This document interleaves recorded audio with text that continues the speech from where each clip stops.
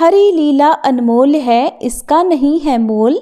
जो सुनता श्रद्धा से, हरि हर ले सबके शोक। हरे कृष्णा। जैसे जैसे हम इस पवित्र कथा के चरणों में आगे बढ़ते हैं, हमारी आत्मा दिव्य आनंद और शांति का अनुभव करती है। श्रीमद् भागवत कथा वो अमृत है जो हमारे हृदय में सोई हुई भक्ति को जगाती है और हमें जीवन की सच्चाई का बोध कराती है। ये कथा न केवल ज्ञान का प्रकाश है, बल्कि हमारे जीवन को धर्म, मोक्ष और प्रेम से आलोकित भी करती है। आज 15वें दिन की कथा में हम फिर से श्री हरि की अद्भुत लीलाओं, उनकी अनंत महिमा और उनके भक्तों के प्रति उनकी करुणा का गुणगान करेंगे। तो आइए अपने मन, वाणी और शरीर को भक्ति के सागर में डुबोकर कथा का आनंद लें। श्री सुखदेव जी कहते हैं कि हे राजन, प्रयोजनवश सूकर बने श्री हरि की कथा को मैत्रेय जी के मुख से सुनकर भी भक्ति व्रतधारी विदुर जी की पूर्ण तृप्ति नहीं हुई। अतः उन्होंने हाथ जोड़कर फिर से पूछा, हे मुनिवर, हमने ये बात आपके मुख से अभी अभी सुनी है कि आदि दैत्य हिरण्याक्ष को भगवान यज्ञ मूर्ति ने ही मारा था। हे ब्राह्मण, जिस समय भगवान लीला से ही अपनी दाढ़ों पर रखकर पृथ्वी को जल में से निकाल रहे थे, उस समय उनसे दैत्यराज हिरण्याक्ष की मुठभेड़ किस कारण हुई थी? तब श्री मैत्रेय जी कहते हैं कि हे विदुर जी, तुम्हारा प्रश्न तो बड़ा ही सुंदर है, क्योंकि तुम श्री हरि की अवतार की कथा के विषय में ही पूछ रहे हो, जो मनुष्यों के मृत्युपाश का छेदन करने वाली है। देखो, उत्तानपाद का पुत्र ध्रुव बालकपन में श्री नारद जी की सुनाई हुई हरि कथा के प्रभाव से ही मृत्यु के सिर पर पैर रखकर भगवान के परम पद पर आरूढ़ हो गया था। पूर्व काल में एक बार इसी वाराह भगवान और हिरण्याक्ष के युद्ध के विषय में देवताओं के प्रश्न करने पर देवादिदेव श्री ब्रह्मा जी ने उन्हें यह इतिहास सुनाया था, और उसी की परंपरा से मैंने भी सुना है। हे विदुर जी, एक बार राजा दक्ष की पुत्री दिति ने पुत्र प्राप्ति की इच्छा से कामातुर होकर सायंकाल के समय ही अपने पति मरीचि नंदन कश्यप जी से प्रार्थना की थी। उस समय कश्यप जी खीर की आहुतियों द्वारा अग्निजन भगवान यज्ञपति का आराधना कर सूर्यास्त का समय जानकर अग्निशाला में ध्यानस्थ होकर बैठे हुए थे, तपस्या कर रहे थे। तब दिति ने उनसे कहा, हे विद्वन, मतवाला हाथी जैसे केले के वृक्ष को मसल डालता है, उसी प्रकार यह प्रसिद्ध धनुर्धर कामदेव मुझ अबला पर जोर जताकर आपके लिए मुझे बेचैन कर रहा है। अपनी पुत्रवती सौतों की सुख समृद्धि को देखकर मैं ईर्ष्या की आग से जली जा रही हूँ। अतः आप मुझ पर कृपा कीजिए। जिनके गर्भ से आप जैसा पति पुत्र रूप से उत्पन्न होता है, वे ही स्त्रियां अपने पतियों से सम्मानित समझी जाती हैं। उनका सुयश संसार में सर्वत्र फैल जाता है। हमारे पिता प्रजापति दक्ष का अपनी पुत्रियों पर बड़ा स्नेह था। एक बार उन्होंने हम सबको अलग अलग बुलाकर पूछा था कि किसे तुम अपना पति बनाना चाहती हो। तब वे अपनी संतान की सब प्रकार की चिंता रखते थे। अतः हमारा भाव जानकर उन्होंने उनमें से हम 13 पुत्रियों को, जो आपके गुण स्वभाव के अनुरूप थी, आपके साथ ही ब्याह दिया। अतः हे मंगल मूर्ति कमल नयन, आप मेरी इच्छा पूर्ण कीजिए, क्योंकि हे महत्तम, आप जैसे महापुरुषों के पास दीन जनों का तो आना जाना निष्फल ही नहीं होता। हे विदुर जी, दिति कामदेव के वेग से अत्यंत बेचैन और बेबस हो रही थी। उसने इसी प्रकार की बहुत सारी बातें बनाते हुए दीन होकर कश्यप जी से प्रार्थना की।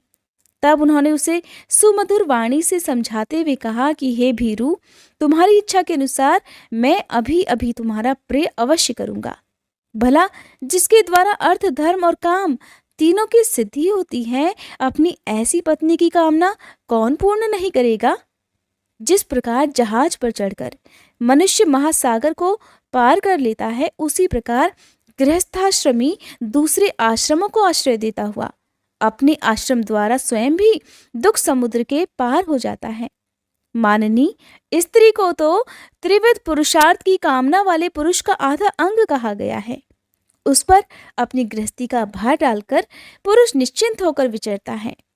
इंद्रिय रूप शत्रु आश्रम वालों के लिए अत्यंत दुर्जय है। किंतु जिस प्रकार किले का स्वामी सुगमता से ही लूटने वाले शत्रुओं को अपने अधीन कर लेता है, उसी प्रकार हम अपनी विवाहिता पत्नी का आश्रय लेकर इन इंद्रिय रूप शत्रुओं को सहज में ही जीत लेते हैं। हे ग्रहेश्वरी, तुम जैसी भार्या के उपकारों का बदला तो हम अथवा और कोई भी गुणग्राही पुरुष अपनी सारी उम्र में अथवा जन्मांतर में भी पूर्ण रूप से नहीं चुका सकते। तब भी तुम्हारी इस संतान प्राप्ति की इच्छा को मैं यथाशक्ति अवश्य पूर्ण करूंगा, परंतु अभी तुम एक मुहूर्त ठहरो जिससे लोग मेरी निंदा न कर पाए। यह अत्यंत घोर समय राक्षस आदि घोर जीवों का है और देखने में भी बड़ा भयानक है। इसमें भगवान भूतनाथ के गण भूत प्रेत आदि घूमा करते हैं। हे साध्वी, इस संध्या काल में भूत भावन भूतपति भगवान शंकर अपने गण भूत प्रेत आदि को साथ लिए बैल पर चढ़कर विचरा करते हैं, जिनका जटाजूट शमशान भूमि से उठे हुए बवंडर की धूलि से धूसरित होकर दैदीप्यमान हो रहा है, तथा जिनके स्वर्ण कांतिमय गौर शरीर में भस्म लगी हुई है, वे तुम्हारे देवर अर्थात श्वसुर महादेव जी अपने सूर्य चंद्रमा और अग्निरूप तीनों नेत्रों से सभी को देखते रहते हैं। संसार में उनका कोई भी अपना या पराया नहीं है, न कोई अधिक आदरणीय और न ही कोई निंदनीय है। हम लोग तो अनेक प्रकार के व्रतों का पालन करके उनकी माया को ही ग्रहण करना चाहते हैं, जिसे उन्होंने भोग कर लात मार दी है। विवेक की पुरुष अविद्या के आवरण को हटाने की इच्छा से उनके निर्मल चरित्र का गुणगान किया करते हैं। उनसे बढ़कर तो क्या, उनके समान भी कोई नहीं है और उन तक केवल सत्पुरुषों की ही पहुंच है। ये सब होने पर भी वे स्वयं पिशाचों का सा आचरण किया करते हैं। यह नर शरीर तो कुत्तों का भोजन है, जो अविवेकी पुरुष आत्मा मानकर वस्त्र आभूषण माला और चंदन आदि से इसी को सजाते संवारते रहते हैं। वे अभागे ही आत्माराम भगवान शंकर के आचरण पर हंसते हैं।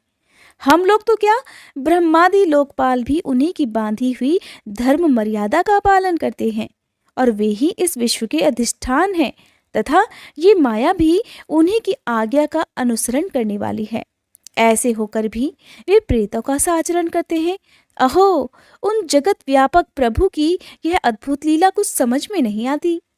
मैत्रेय जी कहते हैं, पति के इस प्रकार समझाने पर भी कामातुरा दिति ने वेश्या के समान निर्लज होकर ब्रह्म ऋषि कश्यप जी का वस्त्र पकड़ लिया। तब कश्यप जी ने उस निंदित कर्म में अपनी भार्या का बहुत आग्रह देखकर देव को नमस्कार किया और एकांत में उसके साथ समागम किया। फिर जल में स्नान कर प्राण और वाणी का संयम करके विशुद्ध ज्योतिर्मय सनातन ब्रह्म का ध्यान करते हुए उसी का जप करने लगे। विदुर जी, दिति को भी उस निंदित कर्म के कारण बड़ी लज्जा आई और वह ब्रह्म ऋषि के पास जाकर सिर नीचा कर इस प्रकार कहने लगी, हे ब्राह्मण, भगवान रुद्र भूतों के स्वामी है, मैंने उनका अपराध किया है, किंतु वे भूत श्रेष्ठ मेरे इस गर्भ को नष्ट ना करें। मैं उग्र और रुद्र रूप महादेव को नमस्कार करती हूँ। वे सत्पुरुषों के लिए कल्याणकारी और दंड देने के भाव से रहित हैं, किंतु दुष्टों के लिए क्रोध मूर्ति दंडपाणी हैं। हम स्त्रियों पर तो व्याघ्र भी दया करते हैं, फिर वे तो सतीपति मेरे बहनोई और परम कृपालु हैं, अतः वे मुझ पर प्रसन्न हो। श्री मैत्रेय जी ने कहा, हे विदुर जी, प्रजापति कश्यप ने सायंकालीन संध्या वंदना आदि कर्म से निवृत्त होने पर देखा कि दिति थर थर कांपती हुई अपनी संतान की लौकिक और परलौकिक उन्नति के लिए प्रार्थना कर रही है। तब उन्होंने उससे कहा, तुम्हारा चित्त काम वासना से मलिन था, वह समय भी ठीक नहीं था और तुमने मेरी बात भी नहीं मानी और देवताओं की भी अवहेलना की। अमंगलमय चंडी, तुम्हारी कोख से दो बड़े ही अमंगलमय और अधम पुत्र उत्पन्न होंगे। वे बार बार संपूर्ण लोक और लोकपालों को अपने अत्याचारों से रुलाएंगे। जब उनके हाथ से बहुत से निरपराध और दीन प्राणी मारे जाने लगेंगे, स्त्रियों पर अत्याचार होने लगेंगे और महात्माओं को क्षुब्ध किया जाने लगेगा, उस समय संपूर्ण लोकों की रक्षा करने वाले श्री जगदीश्वर कुपित होकर अवतार धारण करेंगे और इंद्र जैसे पर्वतों का दमन करता है, ठीक उसी प्रकार उनका वध करेंगे। ये बात सुनकर दिति ने कहा, हे प्रभु, यही मैं भी चाहती हूँ कि यदि मेरे पुत्रों का वध हो तो वह साक्षात भगवान चक्रपाणि के हाथों से ही हो। कुपित ब्राह्मणों के शाप आदि से न हो।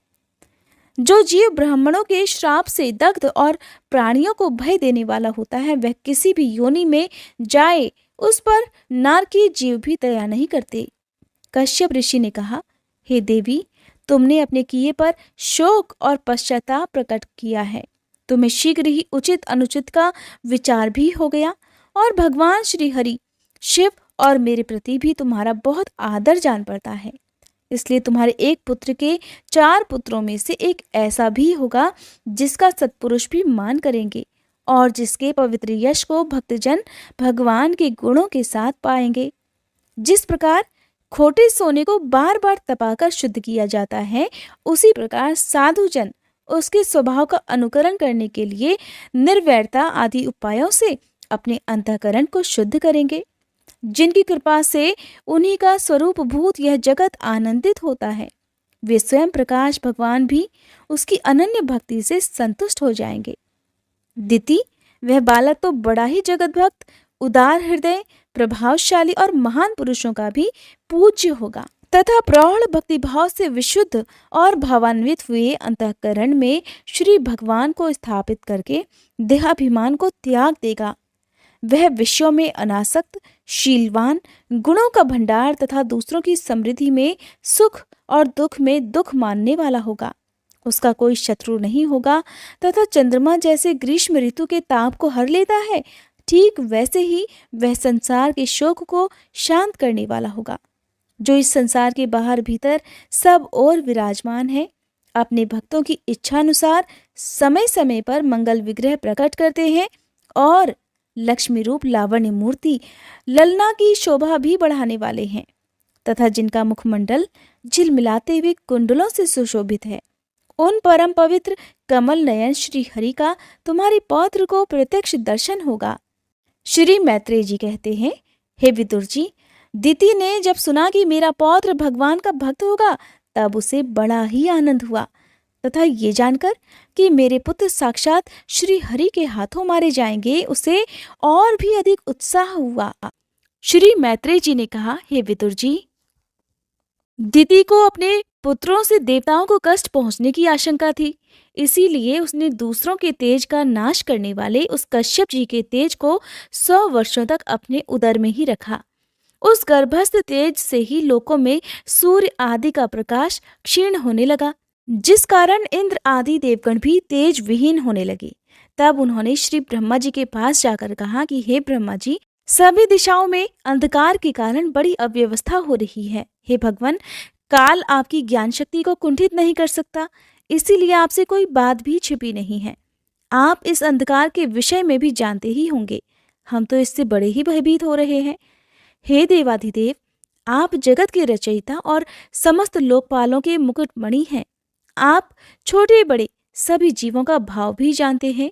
हे देव, आप विज्ञान बल संपन्न हैं। आपने माया से ही यह चतुर्मुख रूप और रजोगुण स्वीकार किया है। आपकी उत्पत्ति के वास्तविक कारण को कोई नहीं जान सकता। हम आपको नमस्कार करते हैं। हे ब्रह्मा जी, आप में संपूर्ण भुवन स्थित है। कार्य कारण रूप सारा प्रपंच आपका शरीर है, किंतु वास्तव में आप इससे परे हैं। जो समस्त जीवों के उत्पत्ति स्थान आपका अनन्य भाव से ध्यान करते हैं, उन सिद्ध योगियों का किसी प्रकार भी ह्रास नहीं हो सकता, क्योंकि वे आपके कृपा कटाक्ष से ही कृतकृत्य हो जाते हैं तथा प्राण, इंद्रिय और मन को जीत लेने के कारण उनका योग भी परिपक्व हो जाता है। रस्सी से बंधे हुए बैलों की भांति आपकी वेद वाणी से जकड़ी हुई सारी प्रजा आपकी अधीनता में नियम पूर्वक कर्मानुष्ठान करके आपको बलि समर्पित करती है। आप सभी के नियंता मुख्य प्राण हैं। हम आपको नमस्कार करते हैं। हे ब्रह्मा जी, इस अंधकार के कारण दिन रात का विभाग अस्पष्ट हो जाने से लोगों के सारे कर्म लुप्त होते जा रहे हैं, जिससे वे दुखी हो रहे हैं। उनका कल्याण कीजिए। हम शरणागतों की ओर अपनी अपार दया दृष्टि से निहारिए। हे देव, आग जिस प्रकार ईंधन में पड़कर बढ़ती ही जाती है, ठीक उसी प्रकार कश्यप जी के वीर्य से स्थापित हुआ यह दिति का गर्भ सारी दिशाओं को अंधकारमय करता हुआ क्रमशः आगे ही बढ़ता जा रहा है। श्री मैत्रेय जी कहते हैं, हे महाबाहो, देवताओं की प्रार्थना सुनकर भगवान ब्रह्मा जी हंसने लगे और उन्हें अपनी मधुर वाणी से आनंदित करते हुए कहने लगे, हे देवतागणों, तुम्हारे पूर्वज मेरे मानसपुत्र सनकादि लोगों की आसक्ति त्याग कर समस्त लोकों में आकाश मार्ग से विचरा करते थे। एक बार वे भगवान श्री हरि के शुद्ध सत्वमय सब लोगों के शिरोभाग में स्थित वैकुंठ धाम में जा पहुंचे। वहां सभी लोग विष्णु रूप होकर रहते हैं और वह प्राप्त भी उन्हीं को होता है जो अन्य सभी प्रकार की कामनाएं छोड़कर केवल भगवत चरण शरण की प्राप्ति के लिए ही अपने धर्म द्वारा उनकी आराधना करते हैं। वहां वेदांत प्रतिपाद धर्म मूर्ति श्री आदि नारायण हम अपने भक्तों को सुख देने के लिए शुद्ध सत्वमय स्वरूप धारण कर हर समय विराजमान रहते हैं। उस लोक में नहश्रेयस नाम का एक वन है जो मूर्तिमान कैवल्य सा ही जान पड़ता है। वह सब प्रकार की कामनाओं को पूर्ण करने वाले वृक्षों से सुशोभित है जो स्वयं हर समय छहों ऋतुओं की शोभा से संपन्न रहते हैं। वहां पर विमानचारी गंधर्वगण अपनी प्रियाओं के सहित अपने प्रभु की पवित्र लीलाओं का गान करते रहते हैं जो लोगों की संपूर्ण पाप राशि को भस्म कर देने वाली है। उस समय सरोवर में खिली हुई मकरंद पूर्ण वासंतिक माधवी लता की सुमधुर गंध उनके मन को अपनी ओर खींचना चाहती है, परंतु वे उसकी ओर ध्यान ही नहीं देते, वरन उस गंध को उड़ाकर लाने वाले वायु को ही बुरा भला कहने लगते हैं। जिस समय भ्रमरराज ऊंचे स्वर से गुंजार करते हुए मानो हरि कथा का गान करते हैं, उस समय थोड़ी देर के लिए कबूतर, कोयल, सारस, चकवे, पपीहे, हंस, तोते, तीतर और मोरों का कोलाहल भी बंद हो जाता है, मानो वे भी उस कीर्तन आनंद में बेसुध हो जाते हों। श्री हरि तुलसी से अपने श्री विग्रह को सजाते हैं और तुलसी की गंध का ही अधिक आदर करते हैं। ये देखकर वहां के मंदार, कुंद, कुर्बक अर्थात तिलक वृक्ष, उत्पल यानी कि रात में खिलने वाले कमल, चंपक, अर्ण, पुनाग, नागकेसर, बकुल अर्थात मौलसिरी, अंबुज जो कि दिन में खिलने वाले कमल होते हैं, और पारिजात आदि पुष्प सुगंध युक्त होने पर भी तुलसी का ही तप अधिक मानते हैं। वह लोक वैदूर्य, मरकतमणि और स्वर्ण के विमानों से भरा हुआ है। ये सब किसी कर्मफल से नहीं बल्कि एकमात्र श्री हरि के पाद पद्मों की वंदना करने से ही प्राप्त होते हैं।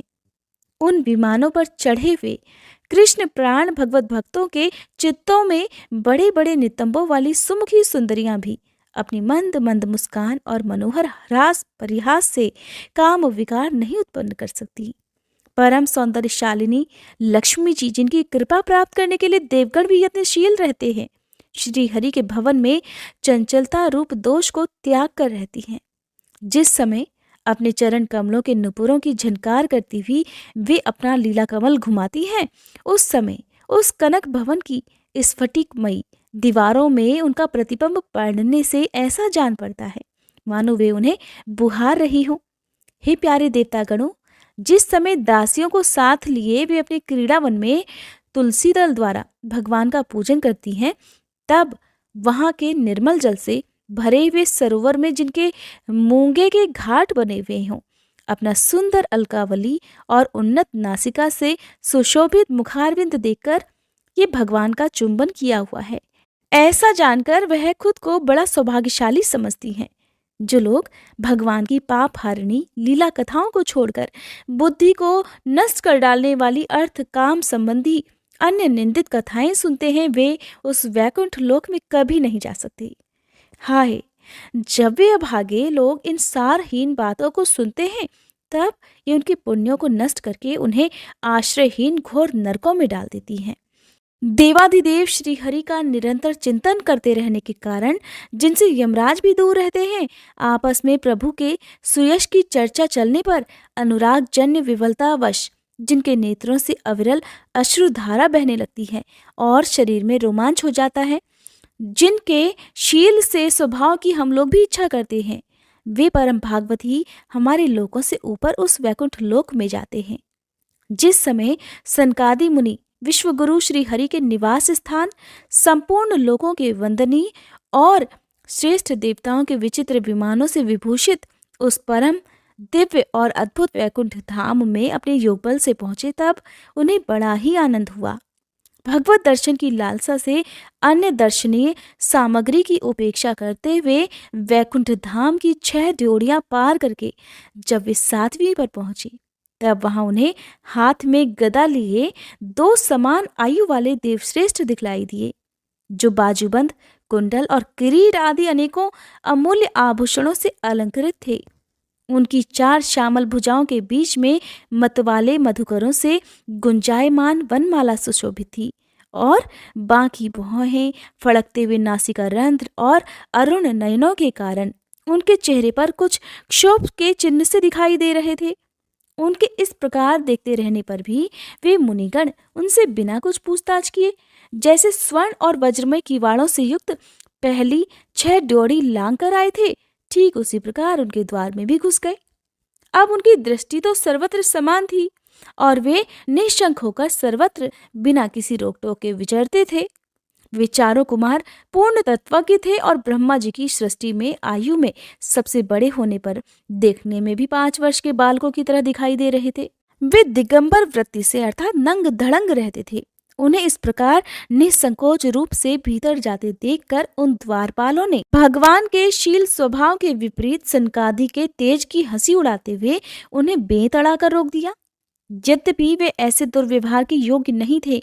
इस अध्याय में आप जिन सनकादि की बात सुन रहे हैं, ये वही सनकादि ऋषि हैं जिनका वर्णन अधिकतर महापुराणों में किया जाता है। जब उन द्वारपालों ने वैकुंठवासी देवताओं के सामने पूजा के सर्वश्रेष्ठ पात्र उन कुमारों को इस प्रकार रोका, तब अपने प्रियतम प्रभु के दर्शनों में विघ्न पड़ने के कारण उनके नेत्र सहसा कुछ कुछ क्रोध से लाल हो उठे और इस प्रकार वे कहने लगे, अरे द्वारपालों, जो लोग भगवान की महती सेवा के प्रभाव से इस लोक को प्राप्त होकर यहाँ निवास करते हैं, वे तो भगवान के समान ही समदर्शी होते हैं।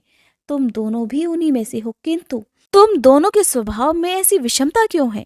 भगवान तो परम शांत स्वभाव है, उनका किसी से विरोध भी नहीं है। फिर यहाँ ऐसा कौन है जिस पर शंका की जा सके? तुम स्वयं कपटी हो, इसी से अपने ही समान दूसरों पर भी शंका करते हो। भगवान के उदर में ये सारा ब्रह्मांड स्थित है, इसलिए यहाँ रहने वाले ज्ञानी जन सर्वात्मा श्रीहरि से अपना कोई भेद नहीं देखते, बल्कि महाकाश में घटाकाश की भांति उसमें अपना अंतर्भाव देखते हैं। तुम तो देव रूपधारी हो, फिर भी तुम्हें ऐसा क्या दिखाई देता है जिससे तुमने भगवान के साथ कुछ भेदभाव के कारण होने वाले भय की कल्पना कर ली? तुम हो तो इन भगवान वैकुंठनाथ के पार्षद, किंतु तुम्हारी बुद्धि बहुत मंद है। इसलिए तुम्हारा कल्याण करने के लिए हम तुम्हें अपराध के योग्य दंड का विचार करते हैं। तुम अपनी भेद बुद्धि के दोष से इस वैकुंठ लोक से निकलकर उन पापमय योनियों में जाओ जहाँ काम, क्रोध, लोभ और प्राणियों की ये 3 शत्रु निवास करते हैं। सनकादि के ऐसे कठोर वचन सुनकर और ब्राह्मणों के श्राप को किसी भी प्रकार के शस्त्र समूह से निवारण होने योग्य न जानकर श्री हरि के वे दोनों पार्षद अत्यंत दीन भाव से उनके चरण पकड़कर पृथ्वी पर लौट गए। उनका नाम जय और विजय था। वे जानते थे कि इनके स्वामी श्री हरि भी ब्राह्मणों से बहुत डरते हैं।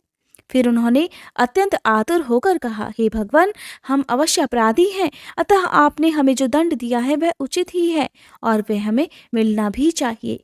हमने भगवान का अभिप्राय ना समझकर उनकी आज्ञा का उल्लंघन किया है। इससे हमें जो पाप लगा है वह आपके दिए हुए दंड से सर्वथा धुल जाएगा। किंतु हमारी इस दुर्दशा का विचार करके यदि करुणावश आपको थोड़ा सा भी अनुताप हो तो ऐसी कृपा कीजिए कि जिससे उन अधमाधम योनियों में जाने पर भी हमें भगवत स्मृति को नष्ट करने वाला मोह न प्राप्त हो सके। इधर जब साधु जनों के हृदय धन भगवान कमलनाभ को पता चला कि मेरे द्वारपालों ने सनकादि ऋषियों का अनादर किया है, तब वे लक्ष्मी जी के सहित अपने उन्हीं श्री चरणों से ही चलकर वहां पहुंचे जिन्हें परमहंस मुनिजन भी ढूंढते रहते हैं, सहज में पाते नहीं हैं। सनकादि ने देखा कि उनकी समाधि के विषय श्री वैकुंठनाथ स्वयं उनके नेत्र गोचर होकर वहां पधारे हैं। उनके साथ साथ पार्षदगण छत्र चामर आदि लिए चल रहे हैं तथा प्रभु के दोनों ओर राजहंस के पंखों के समान 2 श्वेत चंवर डुलाए जा रहे हैं।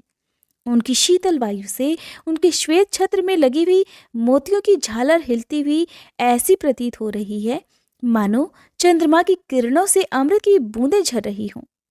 प्रभु समस्त सद्गुणों के आश्रय हैं। उनकी सौम्य मुख मुद्रा को देखकर जान पड़ता था कि वे सभी पर अनवरत कृपा सुधा की वर्षा कर रहे हैं। अपनी स्नेहमयी चितवन से वे भक्तों का हृदय स्पर्श कर रहे थे और उनके सुविशाल श्याम वक्ष स्थल पर स्वर्ण रेखा के रूप में जो साक्षात लक्ष्मी जी विराजमान थी, उनसे मानो वे समस्त दिव्य लोकों की चूड़ामणि वैकुंठ धाम को सुशोभित कर रहे थे।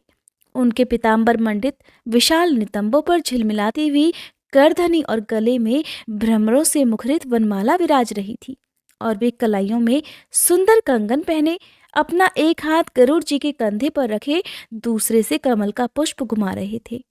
उनके अमोल कपोल बिजली की प्रभा को भी लजाने वाले मकराकृत कुंडलों की शोभा बढ़ा रहे थे। उभरी हुई सुघड़ नासिका थी, बड़ा ही सुंदर मुख था। सिर पर मणिमय मुकुट विराजमान था और चारों भुजाओं के बीच में महामूल्यवान मनोहर हार की और गले में कौस्तुभ मणि की अपूर्व शोभा थी। भगवान का श्री विग्रह बड़ा ही सौंदर्यशाली था। उसे देखकर भक्तों के मन में ऐसा वितर्क होता था कि इसके सामने श्री लक्ष्मी जी का सौंदर्याभिमान भी गलित हो गया है। ब्रह्मा जी कहते हैं, हे देवतागणों, इस प्रकार मेरे महादेव के और तुम्हारे लिए परम सुंदर विग्रह धारण करने वाले श्री हरि को देखकर सनकादि मुनीश्वरों ने उन्हें सिर झुकाकर प्रणाम किया। उस समय उनकी अद्भुत छवि को निहारते निहारते उनके नेत्र तृप्त नहीं होते थे। सनकादि मुनीश्वर निरंतर ब्रह्मानंद में निमग्न रहा करते थे, किंतु जिस समय भगवान कमल नयन के चरणारविंद कमल मकरंद से मिली हुई तुलसी मंजरी के गंध से सुवासित वायु ने नासिका रंध्रों के द्वारा उनके अंतःकरण में प्रवेश किया, उस समय वे अपने शरीर को संभाल न सके और उस दिव्य गंध ने उनके मन में भी खलबली पैदा कर दी थी। भगवान का मुख नील कमल के समान था। अति सुंदर अधर और कुंदकली के समान मनोहर हास से उनकी शोभा और भी अधिक बढ़ गई थी। उसकी झांकी करके वे धन धन्य हो गए थे और फिर पद्मराग के समान लाल लाल नखों से सुशोभित उनके चरण कमल देखकर वे उन्हीं का ध्यान करने लगे। इसके पश्चात वे मुनिगण अन्य साधनों से सिद्ध न होने वाली स्वाभाविक अष्ट सिद्धियों से संपन्न श्री हरि की स्तुति करने लगे, जो योग मार्ग द्वारा मोक्ष पद की खोज करने वाले पुरुषों के लिए उनके ध्यान का विषय अत्यंत आदरणीय और नयनानंद की वृद्धि करने वाला पुरुष रूप प्रकट करते हैं। सनकादि मुनियों ने कहा, हे अनंत, यद्यपि आप अंतर्यामी रूप से दृष्टिचित्त पुरुषों के हृदय में भी स्थित रहते हैं, फिर भी उनकी दृष्टि से ओझल ही रहते हैं, किंतु आज हमारे नेत्रों के सामने तो आप साक्षात विराजमान हैं। हे प्रभु, जिस समय आपसे उत्पन्न हुए हमारे पिता ब्रह्मा जी ने आपका रहस्य वर्णन किया था, उसी समय श्रवण रंध्रों द्वारा हमारी बुद्धि में तो आप ही आ विराजे थे, किंतु प्रत्यक्ष दर्शन का महान सौभाग्य तो हमें आज ही प्राप्त हुआ है। हे भगवान, हम आपको साक्षात परमात्म ही जानते हैं। इस समय आप अपने विशुद्ध सत्वमय विग्रह से अपने इन भक्तों को आनंदित कर रहे हैं। आपकी इस सगुण साकार मूर्ति को राग और अहंकार से मुक्त मुनिजन आपकी कृपा दृष्टि से प्राप्त हुए सुदृढ़ भक्ति योग के द्वारा अपने हृदय में उपलब्ध करते हैं।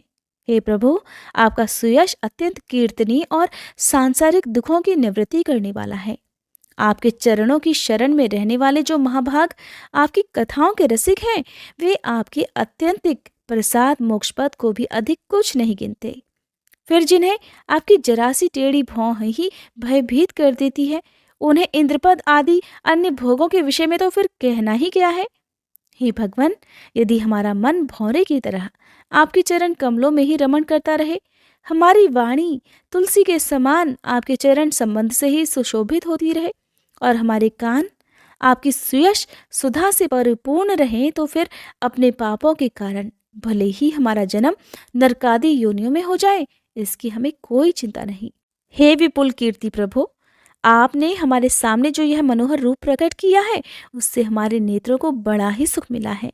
विषयासक्त अजितेंद्रिय पुरुषों के लिए इसका दृष्टिगोचर होना अत्यंत कठिन है। आप साक्षात भगवान हैं और इस प्रकार स्पष्टतया हमारे नेत्रों के सामने प्रकट हुए हैं। हम आपको प्रणाम करते हैं। श्री ब्रह्मा जी कहने लगे, हे देवगण, जब योगनिष्ठ सनकादि मुनियों ने इस प्रकार स्तुति की, तब वैकुंठ निवासी श्री हरि ने उनकी प्रशंसा करते हुए ये कहा, हे मुनिगण, ये जय और विजय मेरे पार्षद हैं। इन्होंने मेरी कुछ भी परवाह न करके आपका बहुत बड़ा अपराध किया है। आप लोग भी मेरे अनुगत भक्त हैं, अतः इस समय मेरी ही अवज्ञा करने के कारण आपने इन्हें जो दंड दिया है वह मुझे भी अभिमत है। ब्राह्मण मेरे परम आराध्य हैं।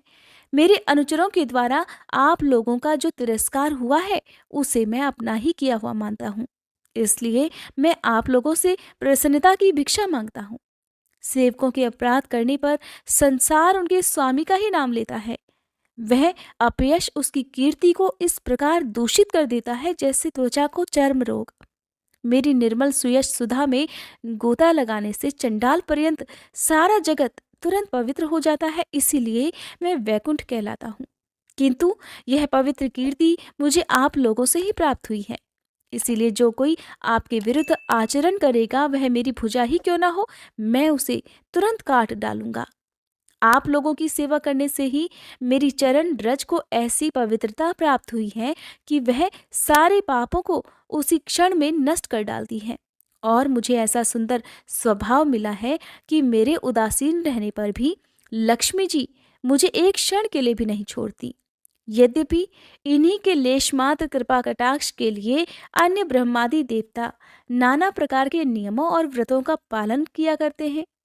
जो अपने संपूर्ण कर्मफल मुझे अर्पित कर सदा संतुष्ट रहते हैं, वे निष्काम ब्राह्मण ग्रास ग्रास पर तृप्त होते हुए घी से तरह तरह के पकवानों का जब भोजन करते हैं, तब उनके मुख से मैं जैसे तृप्त होता हूँ, वैसा यज्ञ में अग्नि रूप मुख से यजमान की दी हुई आहुतियों को ग्रहण करके भी नहीं होता।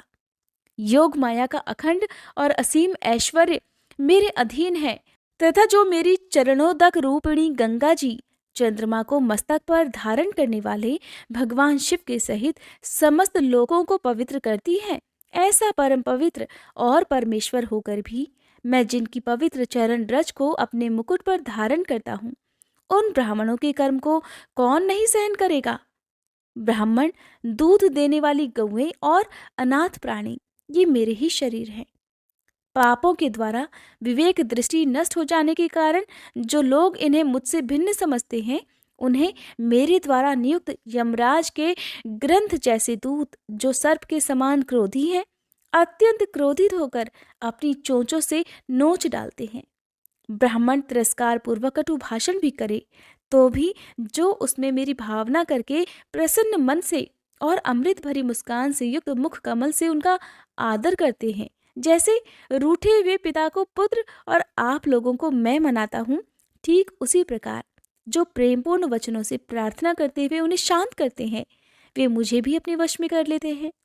मेरे इन सेवकों ने मेरा अभिप्राय ना समझकर ही आप लोगों का अपमान किया है, इसीलिए मेरे अनुरोध से आप केवल इतनी कृपा कर दीजिए कि इनका यह निर्वासन काल शीघ्र से शीघ्र समाप्त हो जाए।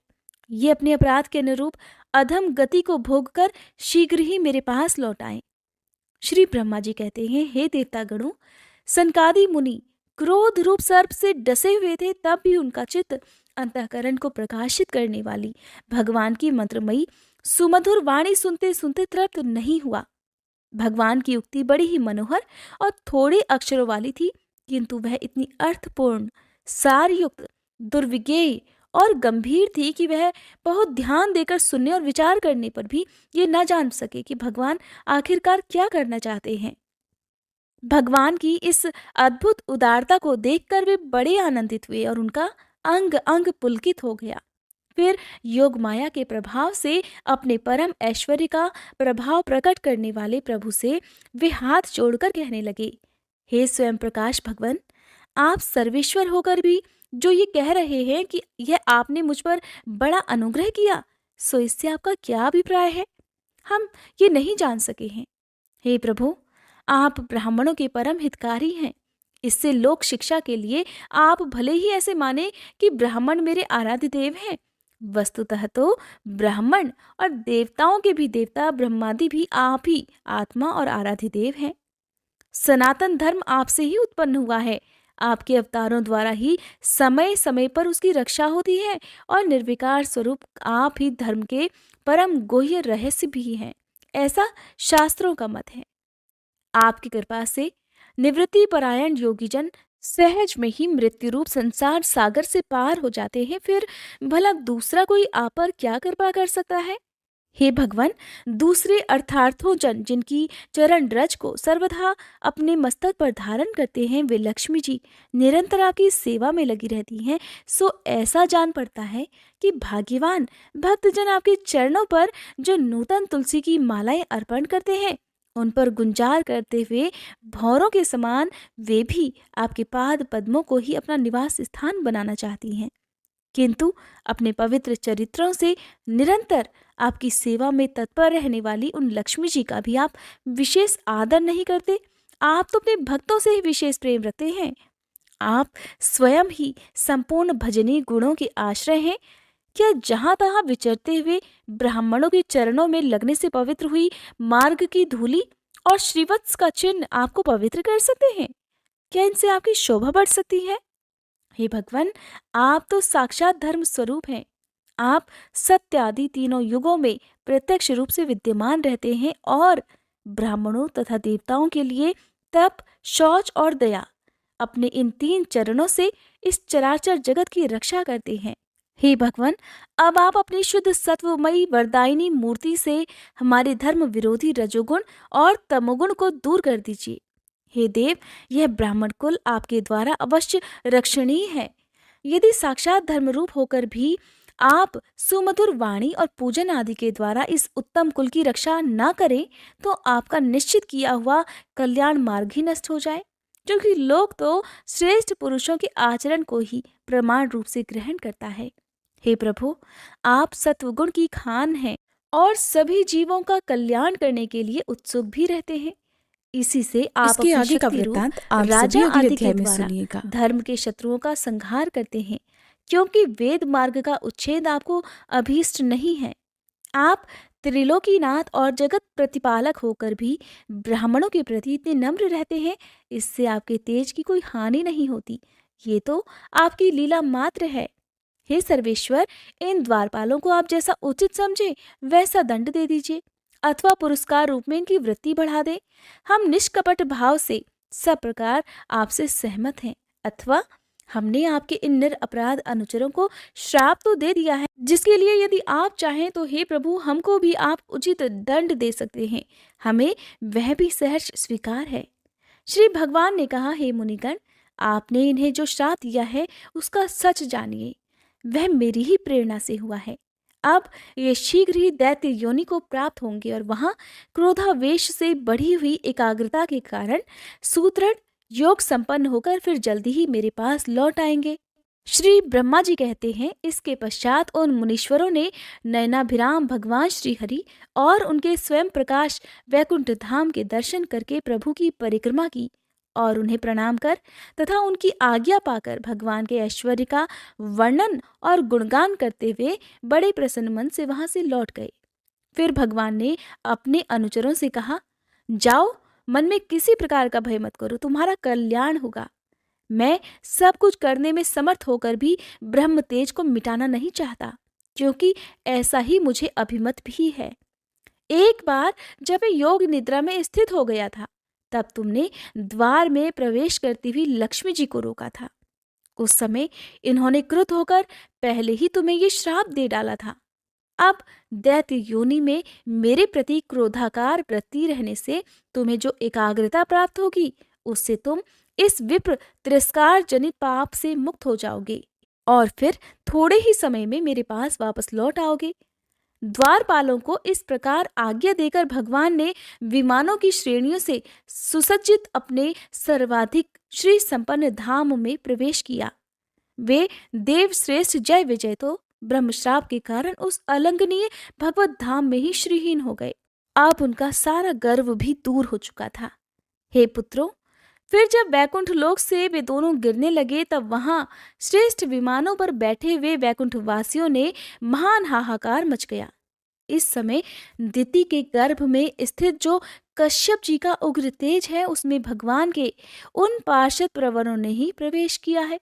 उन दोनों असुरों के तेज से ही तुम सबका तेज फीका पड़ गया है। इस समय भगवान ऐसा ही करना चाहते हैं।